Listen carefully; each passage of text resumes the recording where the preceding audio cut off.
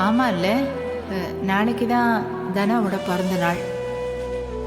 மறந்தே போயிட்டோம். அப்போ வீட்ல இருக்கிற எல்லாருமே மறந்துட்டாங்கல்ல. அப்பாவும் என் பர்த்டேவை கொண்டாட கூடாதுன்னு தான் எப்பவுமே அந்த ட்ரஸ்டுக்காக பண்றத வேண்டான்னு சொல்லிருக்காரு. இதை இப்படி விட்டுருங்க. என் பர்த்டேக்காக எதுவும் பண்ண வேண்டாம்.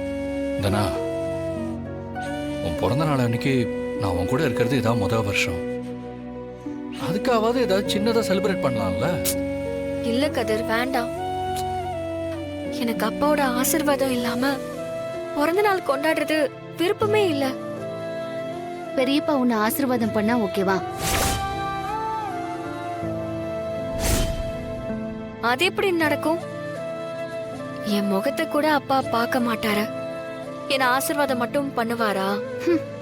அத நான் பாத்துக்கிறேன். நாளைக்கு பெரியப்பாவோட ஆசீர்வாதம் கண்டிப்பா உனக்கு கிடைக்கும்.